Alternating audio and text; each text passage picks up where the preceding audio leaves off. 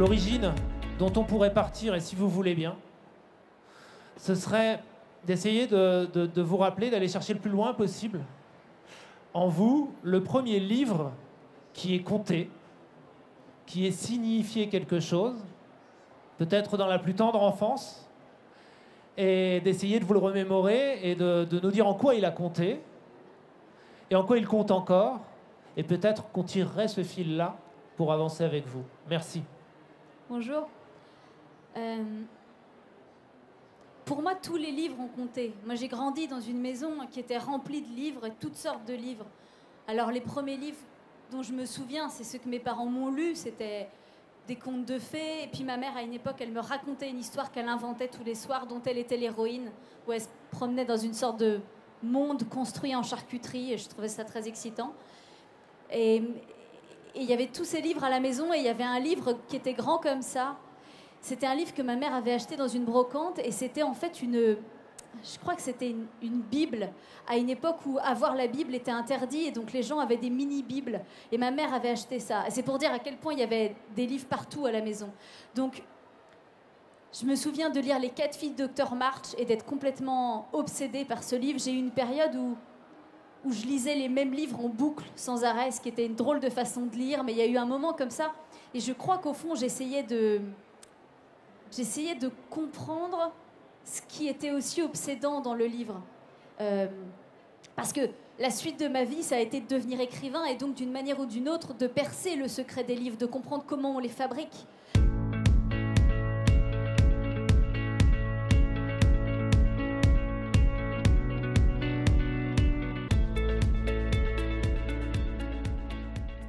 Quasiment dès le début, vous voulez être écrivain, et ça, c'est quand même pas commun. Comment vous l'expliquez? Ça vous vient d'où, cette envie, dès le début, d'être écrivain? À l'époque, je me suis jamais posé la question, ça semblait... Personne me la posait non plus, donc ça semblait juste ce que moi je faisais. Tout le monde avait une activité quand on était enfant. Il y avait ceux qui faisaient du poney, ceux qui faisaient de la danse africaine, et puis moi je faisais des bouquins, et puis ça intéressait personne, donc en plus c'était pas un sujet qui revenait beaucoup, mais la maison où j'ai grandi, elle était pleine de livres, alors très tôt ça a été évident que les livres devaient être quelque chose d'important d'une manière ou d'une autre. Et je vais revenir à l'idée qu'on se fait des écrivains, mais moi c'est un peu un truc que je m'enlève pas, c'est dans les films, les écrivains sont toujours représentés de la même façon. Déjà, c'est quasiment toujours des hommes, mais ça sociologiquement c'est plutôt correct. Et ils sont toujours un peu bourrés ou un peu sous l'emprise de quelque chose, et alors ils rentrent comme ça dans des chambres sous les toits, des espèces de truc un peu bohème, et puis ils s'arrachent les cheveux, ils n'arrivent pas à écrire, ils jettent des boules de papier, et puis tout d'un coup ils se mettent à leur bureau, ils ont évidemment une machine à écrire, et ils tapent sans s'arrêter, et puis le matin au petit jour ils ont un gros bloc manuscrit avec le livre qui est terminé. C'est une image extrêmement excitante, c'est une image qui moi-même me fait écrire des livres depuis 15 ans, mais ça se passe pas du tout comme ça. Écrire un livre, on peut rapprocher ça du sport. Pour moi, des fois, j'ai envie, et pourtant c'est toujours un peu déplacé, mais pour moi, il y a aussi quelque chose qui a à voir avec le religieux. Moi, je ne suis pas du tout croyante en rien. Enfin, si, je crois à la littérature. Et donc, il y a mon mec, il essaye de me convaincre de faire de la méditation. Il dit que ça me calmerait. Mais en fait, je lui dis, je médite tous les jours quand je lis un livre, quand je plonge dans un livre, même un livre que j'ai déjà lu, quand je nage dans les eaux calmes d'un livre que je connais ou non, et que selon les brasses, je lis le livre comme une lectrice parfaitement normale, et j'ai du plaisir à le lire. Et à d'autres moments, tout d'un coup, je suis très attentive à un tout petit détail grammatical, et je me dis, oh, c'est une bonne idée de faire ça. Ou alors j'avance et je me dis, mais attends, comment est-ce qu'on est arrivé de là à là? Est-ce que c'est une façon de me rassembler, de lire des livres. Et dans les moments où j'ai des doutes sur mon activité d'écrivain, des moments où je vais dans des librairies et il y a des livres partout et je me demande pourquoi je me fais chier à en écrire alors qu'il y en a déjà partout. C'est très déprimant, les librairies pour les écrivains. Franchement, c'est horrible. Et donc, je pense que dans mon rapport à la littérature et à l'écriture, je reste cette personne très obéissante et très laborieuse que je suis. Je crois au travail, je crois à l'effort, je crois au progrès, je crois au fait que ça se paye cher, je crois au fait que pour devenir un bon écrivain, ça va pas être du gâteau, parce que c'est pas censé en être. Le regard que je porte sur la plus grande littérature, il est tellement plein de respect qu'évidemment que je pense que ça nécessite de travailler. Évidemment que je ne crois pas une seule seconde que je puisse être née avec cette compétence. Elle est beaucoup trop fine, elle est beaucoup trop riche. C'est évident que la plus grande littérature se fait plus tard qu'à mon âge. Les meilleurs livres de Philippe Roth, il les a écrits à 70 ans. Et il me tarde d'avoir 70 ans et d'être un meilleur écrivain. C'est du balbutiement encore maintenant. Quand on fait de la littérature, on rentre dans un courant qui a commencé bien longtemps avant notre naissance. Et sans parler de lire tout, c'est quand même, ça me semble nécessaire d'avoir une certaine idée du paysage, de ce qui s'est fait, et de se positionner là-dedans avec l'humilité qu'il faut pour retravailler ces textes et accepter les critiques, et l'arrogance évidente qu'il faut pour oser essayer d'apporter sa pierre à cet édifice.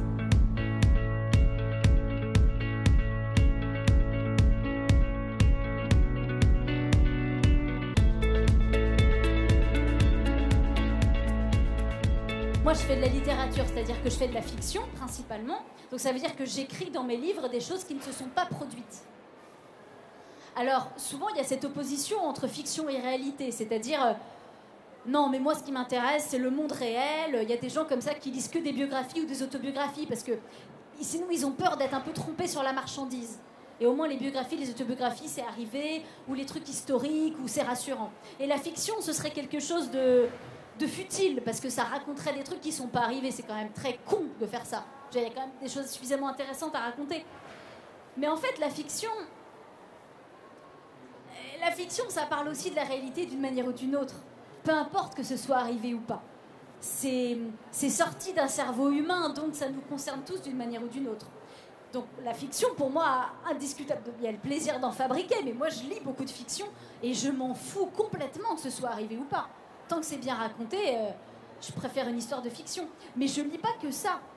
Je lis pas beaucoup de poésie, pour un tas de raisons bizarres, mais je lis des livres de sociologie, je lis des livres d'économie, je lis des livres d'histoire, je lis des livres de linguistique. Je lis certains de ces livres parce que le sujet m'intéresse. Je lis d'autres de ces livres parce que la façon dont c'est écrit m'intéresse. Je lis des livres que je ne comprends pas, mais ça m'intéresse de juste regarder comment c'est fait. J'ai essayé de lire ce truc incroyablement compliqué de Deleuze, je crois. Je comprends que dalle. Je peux pas lire la philosophie parce que la philosophie, il faut la lire très lentement pour la comprendre parce que c'est très profond. Et moi, comme je fais tout très vite, la philosophie, je comprends pas. C'est comme si je regardais un film trop vite. Je l'ai vu, mais je sais pas de quoi ça parle. Mais je lis tous les livres parce que dans tous les livres, il y a quelque chose à apprendre, même si c'est simplement ma propre imbécilité. Je veux dire, c'est forcément intéressant. Et donc vous, les lycéens, aucun de nous n'a une idée très claire de ce qui va nous attendre collectivement dans les années à venir. Que va devenir la planète sur laquelle on vit? Que va devenir la société qu'on a connue? Nous, moi, encore ma génération, on a grandi en croyant par erreur qu'on allait avoir une vie très similaire à celle de nos parents. Chaque jour qui passe prouve que ça va sans doute être très différent, et pour vous aussi. Et c'est impossible de savoir à quoi va ressembler ce monde, ne serait-ce que dans 20 ans, sur quoi il va fonctionner, quelles vont être les valeurs en cours. Aujourd'hui, c'est assez facile de dire ce que sont les valeurs en cours. L'argent, le pouvoir. On voit bien qu'on est gouverné par des espèces de grandes forces sur lesquelles on n'a aucun levier d'action. Bon, je ne suis pas sûre que ça va évoluer d'une façon positive, mais en tout cas, ça va évoluer. Et par conséquent, ma conviction profonde, c'est que vous ne pouvez absolument pas vous permettre de faire l'impasse sur la lecture. La littérature est une source de renseignements trop importante pour que vous puissiez décider d'avancer dans ce monde chaotique qui nous attend sans connaissance. Partout dans le monde, quand il y a eu des dictatures, quand des gens ont pris le pouvoir de pays par la force et ont décidé de plier ces populations à leur volonté, ils ont toujours commencé par brûler ou par interdire les livres. Et ça prouve, s'il fallait une preuve, l'importance de la littérature. C'est-à-dire qu'il faut imaginer des mecs surpuissants qui prennent le pouvoir grâce à l'armée de pays, et une des premières décisions qu'ils prennent, c'est d'empêcher la littérature.